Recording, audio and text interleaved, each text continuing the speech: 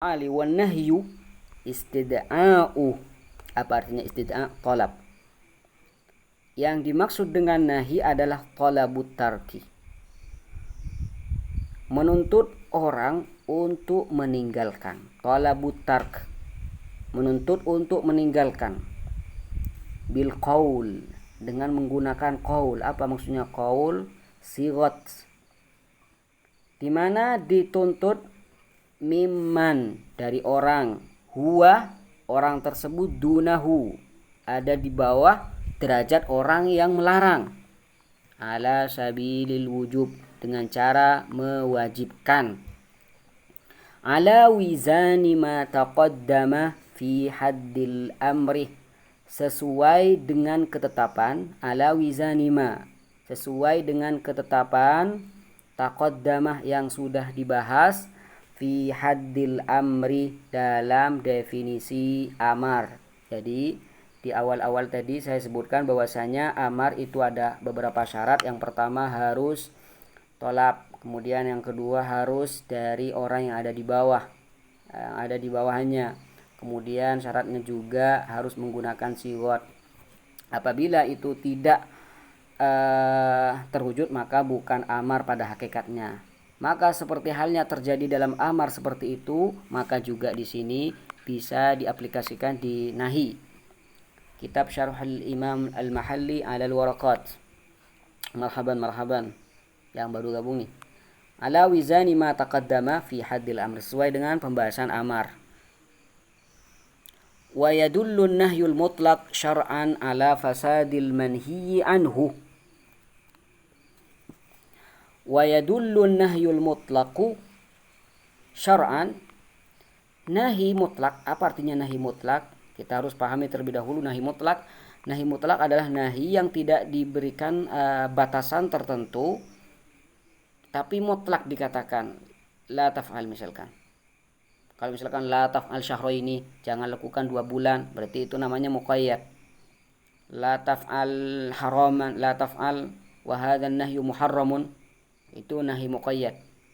Jadi ini murni nahi, larangan, tidak dibatasi dengan hal yang lain.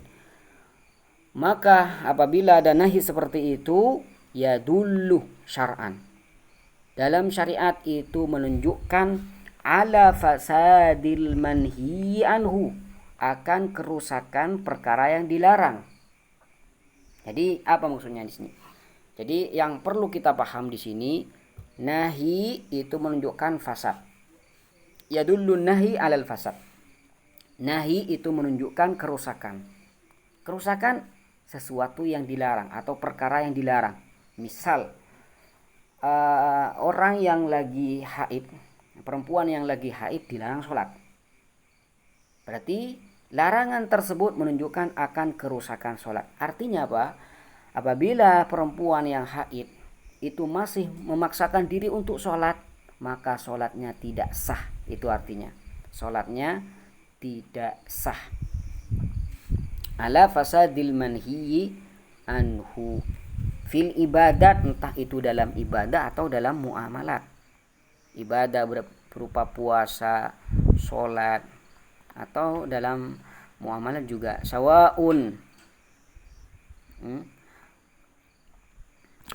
sawaun nuhiya anha bi'ainiha.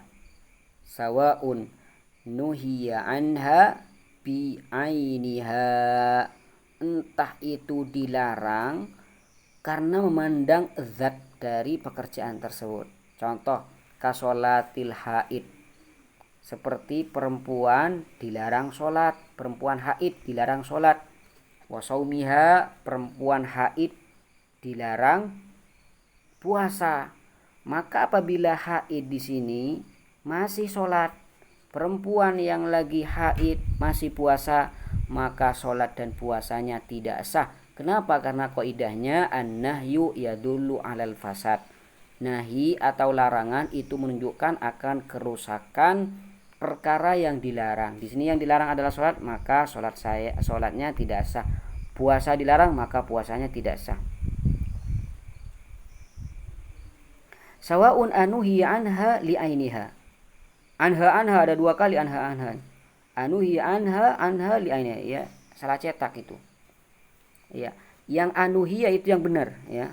Ini mungkin perbedaan naskah ya. Sawa'un nuhiya anha bi ainiha. Yang naskah li ainiha itu bagus, ya. Tapi sawa'un anuhiya anha ini, sawa'un anuhiya anha li ainiha itu yang bagus, ya. Sawa'un anuhiya anha li ainiha itu bagus, ya, li ainiha. Kenapa? Karena perempuan yang lagi haid ini dilarang sholat. Kenapa? Karena ini sholat ini suci, ya, tidak pantas dilakukan bagi orang yang haid. Jadi karena ini sholat, andai kata bukan sholat, zikir boleh, ya, zikir perempuan haid, berzikir la ilaha illallah boleh. Wah, kenapa kok sudah kesini? Jadi perempuan yang lagi haid boleh berzikir, boleh. Kenapa? Karena bukan sholat. Nah di sini sholat dilarang, ya karena ini sholat, ya. Sawa'un anuhi anha li ainiha. Jadi yang naskah yang bagus itu yang punya antum itu. Sawa'un anuhi anha li ainiha ka sholatil haid wa shaumiha. Au li amrin lazim. Atau kenapa dilarang? Karena li amrin lazimin laha, karena ada perkara yang merupakan kelaziman terhadap ibadah tersebut. Jadi ketika kita ingin memahami ini, kita harus paham lazim malzum. Ada istilah lazim malzum. Contoh nih lazim malzum. Ketika ada matahari pasti ada siang. Ketika siang pasti ada matahari. Entah itu mataharinya tertutup dengan awan, yang penting pasti ada matahari. Jadi itu artinya ada lazim malzum. Berarti antara matahari dan siang ada ikatan lazim malzum. Tapi misalkan antara Zaid dan Amr, apakah setiap Zaid pasti ada Amr? Tidak ada kelaziman antara Zaid dan Amr, ya. Apakah setiap di sana ada Zaid pasti ada? Tidak, bukan kelaziman. Berarti tidak ada kaitan dengan lazim malzum. Nah sekarang au li amrin lazim, atau dilarangnya karena ada perkara yang lain tapi lazim, ka saumi yaumin nahr, saumi yaumin nahr wassalati, atau kasomi yaumin nahr seperti puasa di hari raya, ya, di hari raya, wassalati fil awqatil makruhah, dan juga sholat di waktu-waktu yang dimakruhkan, ya, seperti setelah sholat asar, seperti setelah sholat subuh misalkan. Sekarang kita akan menjelaskan terlebih dahulu apa kelaziman dari puasa, ya. Saumi yaumin nahr, kalau puasa di hari raya. Artinya kalau puasa di hari raya kelazimannya adalah tidak makan. Kalau puasa, kelaziman dari puasa adalah tidak makan. Kalau puasa pasti tidak makan. Kalau makan berarti tidak puasa. Lazim. Sekarang kenapa puasa di hari raya itu dilarang? Ya, kenapa? Karena hari raya adalah hari suguhan Allah Subhanahu wa taala. Ya, hari Allah Subhanahu wa taala memberikan pemberian suguhan Allah Subhanahu wa taala. Jadi apabila dia puasa di hari itu juga seakan-akan dia berpaling, dia tidak makan suguhan Allah Subhanahu wa taala. Artinya apa? Artinya kalau puasa pasti tidak makan. Di sini kenapa kok dilarang puasa di hari raya? Karena apabila orang itu berpuasa di hari raya, otomatis dia berpaling dari suguhan Allah. Kenapa? Karena namanya puasa pasti tidak makan. Jadi ada kelaziman di sini antara puasa dan tidak makan. Kalau puasa pasti tidak makan. Kalau makan, ya berarti tidak puasa. Jadi ada kelaziman antara puasa dan tidak makan. Kalau puasa pasti tidak makan. Kasomi yaumin nahr. Kalau tidak kelaziman itu akan dibahas tar, ya. Kasomi yaumin nahr. Jadi karena ini ada kelaziman, maka puasa di hari raya itu dilarang karena Dilarangnya kenapa? Apakah itu puasa? Tidak. Karena akan apa? Akan meninggalkan, akan berpaling dari suguhan Allah. Berpaling dari suguhan Allah itu hukumnya tidak boleh. Berpaling dari suguhan Allah hukumnya tidak boleh. Karena kalau puasa pasti akan berpaling dari suguhan Allah, maka puasa dilarang. Jadi larangannya di sini tidak murni ya. Larangannya tidak murni, bukan karena ini puasa, tapi karena apa? Karena hal yang lain, yaitu berpaling dari suguhan Allah, di mana itu merupakan kelaziman dari puasa. Kalau puasa pasti akan berpaling dari suguhan Allah. Washolati fil awqatil makruha, juga ini dilarang sholat di waktu-waktu yang dimakruhkan, seperti setelah sholat asar dan juga setelah sholat subuh misalkan. Maka ketika sholat pasti terjadi di waktu makruh. Maka apabila orang itu tetap puasa di hari raya atau sholat di waktu-waktu yang makruh, maka itu sholatnya tidak sah ya.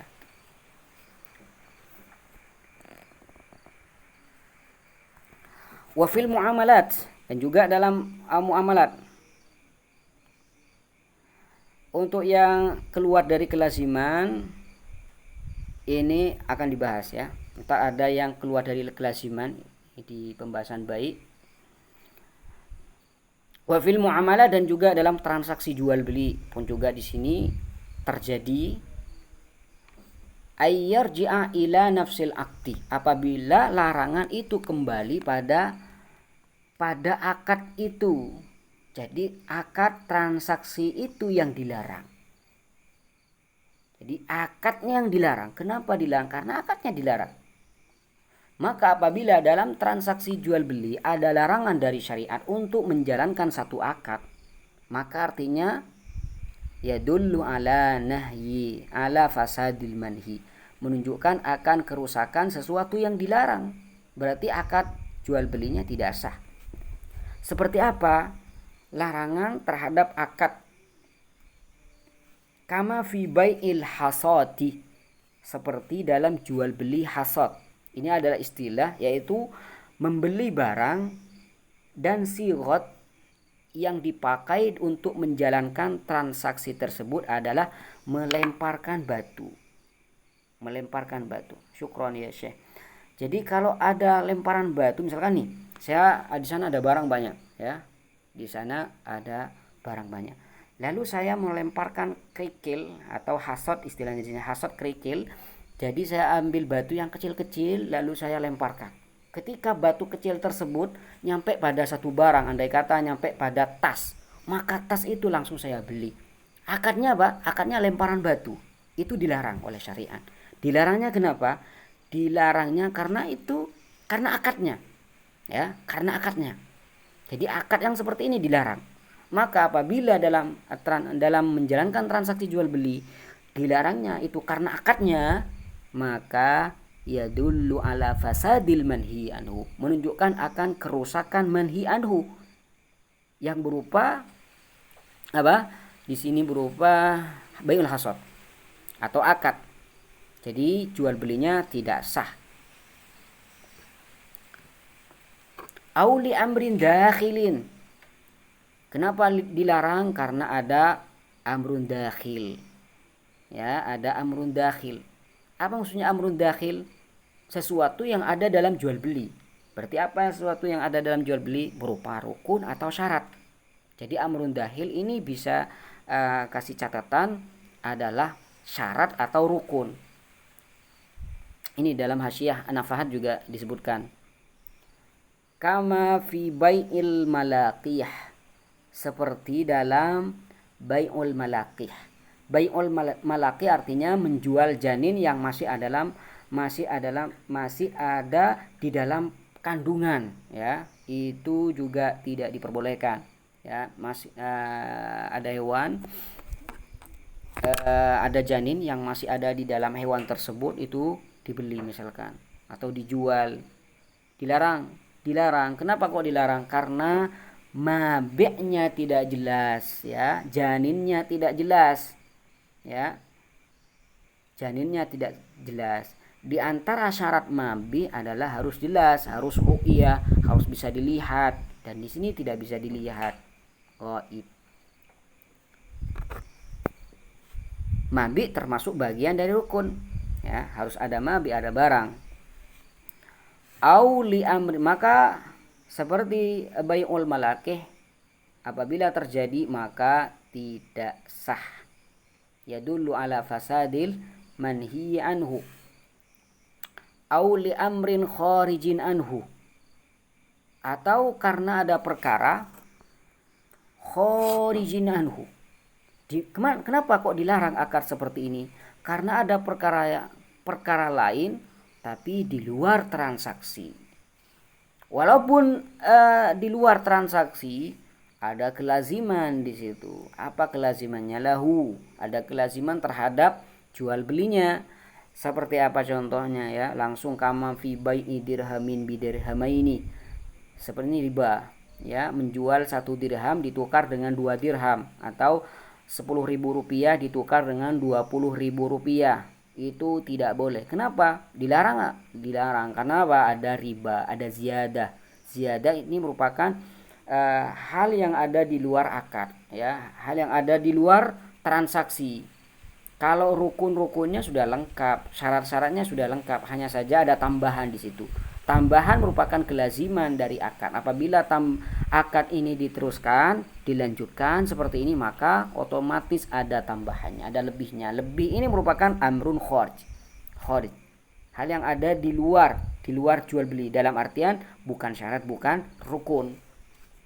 Jadi apabila terjadi larangan kembalinya pada amrun kharijun, lazim, kelaziman, seperti bai'u dirhamin bidirhama ini, jual 1.000 ditukar dengan 2.000, ya, penukaran uang tapi menggunakan yang satunya itu lebih atau riba fadl, maka itu tidak diperbolehkan. Nah, sekarang apabila tidak lazim, jadi semuanya ini dari yang disebutkan tadi menunjukkan ala fasadil manhi anhu, menunjukkan akan kerusakan yang dilarang, entah itu dalam ibadah atau dalam muamalah.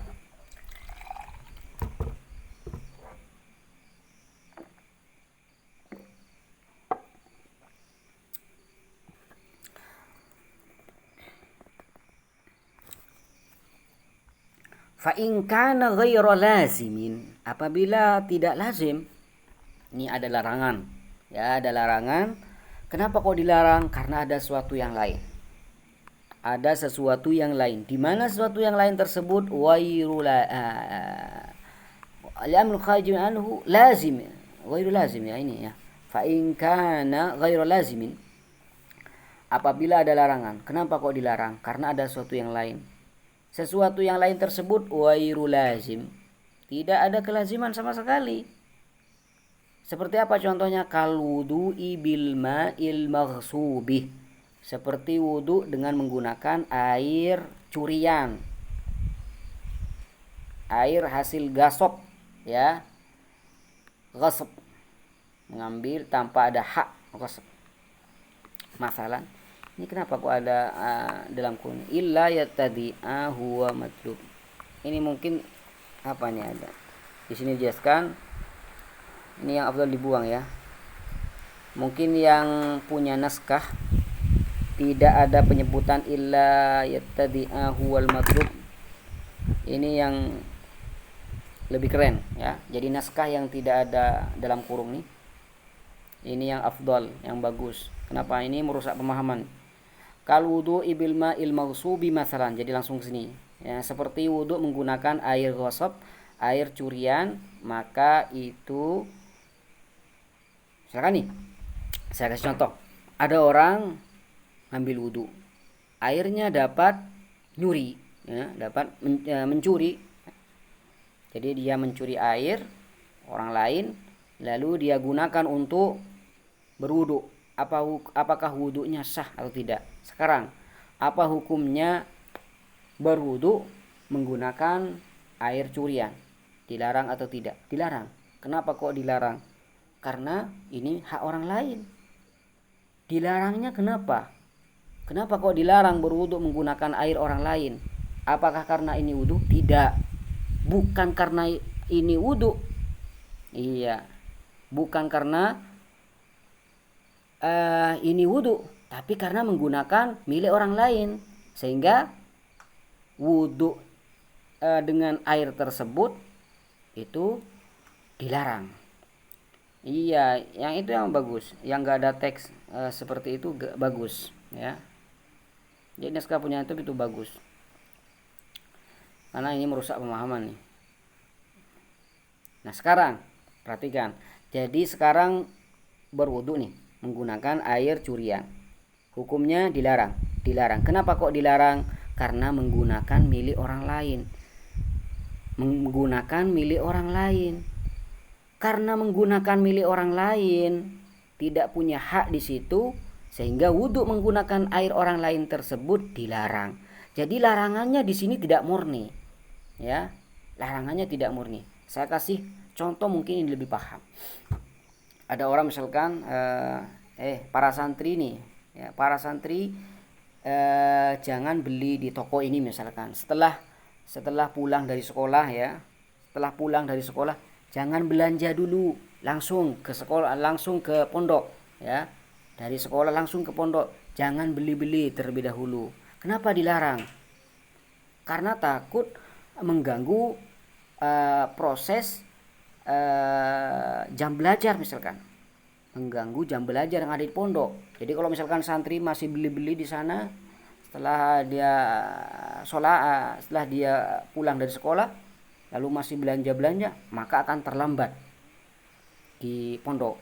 Terlambat di pondok itu dilarang. Ya, terlambat di pondok itu dilarang. Maka hal yang menyebabkan terlambat di pondok itu juga dilarang. Maka dilarang beli-beli. Jadi dilarang beli-beli bukan karena itu beli-beli, tapi karena akan merembet, ya, akan mengganggu proses belajar. Sehingga dilarang. Jadi dilarangnya karena ada sesuatu yang lain. Juga seperti ini. Kenapa dilarang menggunakan air curian? Karena menggunakan harta orang lain, menggunakan milik orang lain. Sehingga wudhu menggunakan air ghosab ini, air curian, tidak diperbolehkan, dilarang. Nah sekarang apakah wudhunya sah atau tidak? Di sini kata beliau, wairu lazim, tidak ada kelaziman. Antara apa? Antara wudhu dengan menggunakan air orang lain. Apakah ada kelaziman antara wudhu dan menggunakan air orang lain, hak orang lain? Tidak. Kenapa? Karena walaupun wudhu bisa saja dia tidak menggunakan air orang lain, atau menggunakan air orang lain tapi dia tidak wudhu, dia minum misalkan. Sama-sama diharamkan. Berarti antara wudhu dan penggunaan air milik orang lain tidak ada kelaziman. Ya. Jadi tidak ada kelaziman antara wudhu dan menggunakan air orang lain. Kenapa? Karena bisa saja wudhu tapi menggunakan air sendiri, atau menggunakan air orang lain tapi tidak digunakan untuk wudhu. Digunakan apa? Ya diminum misalkan. Jadi antara sesuatu yang dilarang yaitu wudhu dan menggunakan milik orang lain tidak ada kelaziman sama sekali. Tidak harus. Apakah ketika menggunakan milik orang lain itu harus wudhu, pasti wudhu? Ya belum tentu, karena bisa digunakan untuk diminum. Maka tidak ada kelaziman antara wudhu dan menggunakan milik orang lain. Maka kalau seperti itu, ya di sini ya syukran ya. Maka kata beliau, la yadullu alal fasad, tidak menunjukkan akan rusaknya manhi anhu. Artinya wudhunya tetap sah, ya, wudhunya tetap sah. Juga misalkan dia sholat tapi di tempat yang dilarang. Jadi dia masuk rumah orang lain tanpa izin, dia langsung beribadah di sana, sholat. Apakah sholatnya sah? Dilarang nggak sholat di rumah orang lain tanpa izin? Ya, tanpa izin, dan dia tidak mengetahui bahwasanya pemilik rumah itu ridho dan semacamnya. Maka ketika dia sholat di sana dilarang atau tidak? Dilarang, ya. Sholat di sana itu dilarang. Kenapa? Menggunakan milik orang lain. Tapi apakah ada hubungan, ada kelaziman antara sholat dan menggunakan tempat orang lain? Tidak ada kelaziman, karena bisa saja sholat di tempat yang lain. Juga menggunakan tempat orang lain bukan hanya untuk sholat, bisa tidur-tiduran di sana, ya. Jadi tidak ada kelaziman antara sholat dan menggunakan tempat orang lain. Maka apabila tidak ada kelaziman, itu la yadullu alal fasad, tidak menunjukkan akan kerusakan manhi anhu, sehingga sholatnya tetap sah. Tapi apakah ada pahala atau tidak? Ini kata Syekhul Islam Zakaria Al-Ansari dalam kitab Lubbul Usul dan juga dalam Jam'ul Jami karangan Imam Tajuddin As-Subki, bahwasanya tidak akan mendapatkan pahala, ya, tidak akan mendapatkan pahala. Jadi sah tapi tidak dapat pahala. Wudunya sah tapi tidak dapat pahala. Juga contohnya di sini wakal bai'i, jadi wudu dengan air mausub ini tetap sah, ya, karena tidak ada kelaziman. Waka al-bai'i waqta nida'il jum'ah, dan seperti transaksi jual beli yang ada ketika pelaksanaan atau ketika ada panggilan sholat Jumat. Kata Allah Subhanahu wa taala, "Idza nudiya lis-sholati min yaumil jumu'ati fas'au." Ketika kalian dipanggil untuk melaksanakan ibadah sholat Jumat, maka fas'au, maka bersegera, bergegas untuk pergi ila zikrillah, pergi ke masjid, berzikir, sholat, ya, sholat Jumat. Fas'au ila zikrillahi wa dharul bai', dan hendaklah kalian itu meninggalkan jual beli. Tidak boleh jual beli dalam ketika sholat Jumat sudah dilaksanakan. Zaru, tinggalkanlah al-bai' wa dharul bai', tinggalkanlah jual beli. Jadi ada larangan menjalankan transaksi jual beli ketika pelaksanaan sholat Jumat. Ya, ketika sholat Jumat sudah dilaksanakan, dikumandangkan azannya, maka tidak boleh ada transaksi jual beli di sana. Jadi transaksi jual beli di waktu pelaksanaan sholat Jumat itu dilarang. Nah, sekarang pertanyaannya, apakah terjadi transaksi jual beli di waktu pelaksanaan sholat Jumat? Apakah transaksinya sah atau tidak? Nah, di sini, kenapa kok dilarang? Nah, kita tanya terlebih dahulu, kenapa jual beli di waktu pelaksanaan sholat Jumat itu dilarang? Kenapa? Apakah karena itu jual beli? Tidak. Bukan karena ini jual beli lalu dilarang. Karena ini kalau dibiarkan jual beli, otomatis akan mengganggu pelaksanaan sholat Jumat. Mengganggu pelaksanaan sholat Jumat, yang dimana Allah Subhanahu wa taala menuntut kita untuk melaksanakan sholat Jumat, maka itu dilarang. Mengganggu sholat Jumat, mengganggu ibadah sholat Jumat itu dilarang. Ya, dilarang. Maka karena mengganggu pelaksanaan sholat Jumat, maka baik atau jual beli itu berpotensi tinggi untuk mengganggu sholat Jumat. Kalau orang terus jual beli, otomatis tidak akan sholat Jumat, ya, tidak akan sholat Jumat, mengganggu pelaksanaan sholat Jumat. Maka di sini kita tahu bahwasanya antara larangan, dilarang jual beli, larangan jual beli dan pelaksanaan sholat Jumat, apakah ada kelaziman, keharusan? Tidak. Kenapa? Karena bisa saja jual beli tapi tidak mengganggu sholat Jumat, ya, tidak mengganggu. Bisa gak? Bisa. Atau bisa saja mengganggu sholat Jumat tapi bukan hanya dengan jual beli, nongkrong atau main catur misalkan sampai tidak ingat, ya, bisa juga mengganggu. Maka antara jual beli dan pelaksanaan sholat, terganggunya pelaksanaan sholat Jumat, tidak ada kelaziman sama sekali. Apabila tidak ada kelaziman antara perkara yang dilarang dengan sesuatu yang lain, maka tidak menunjukkan alal fasad. Apa kata beliau? Lam yadulla alal fasad. Semuanya itu dari yang di sini, kal wudu bil ma'il mausub wa kal bai'i waqti nida'il jum'ah, lam yadul alal fasad, tidak menunjukkan akan kerusakan manhi anhu. Berarti transaksi jual belinya tetap sah. Nah, jadi misalkan ketika menjalankan transaksi jual beli di waktu pelaksanaan sholat Jumat, ya, transaksi jual belinya tetap dikatakan sah. Kenapa? Karena dilarangnya bukan murni, larangan yang tidak murni seperti ini. Dilarangnya karena takut mengganggu pelaksanaan sholat Jumat, akhirnya dilarang. Khilafan liman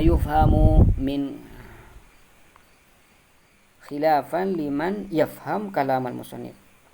Beda halnya dengan orang yang paham perkataan musannif. Kalau khilafan lima yufhimuhu kalamul musannif ini lebih bagus nih kayaknya.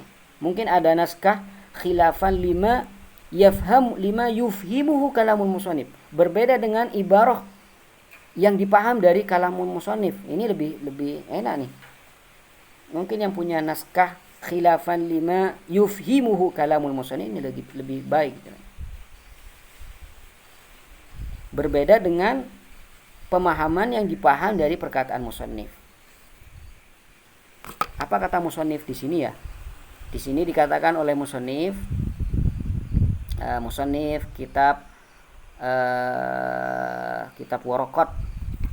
Ini kata beliau. Bukan sini. Wan nahyu yadullu ala fasad wa yadullu nahyu ala al fasad. Seakan-akan menjangkau semuanya. Ya, yang lazim, yang tidak lazim, menjangkau, ya dulu al-fasad semuanya. Maka ini beda.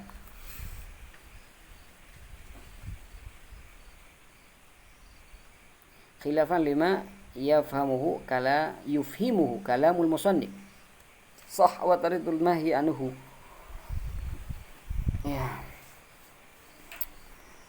Jadi mungkin saya cukupkan pertemuan kali ini. Ya, saya cukupkan sampai di sini saja.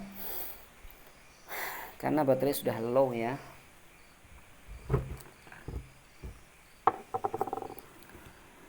Mungkin sebelum saya tutup ada pertanyaan mengenai yang kita sudah bahas tadi. Kalau tidak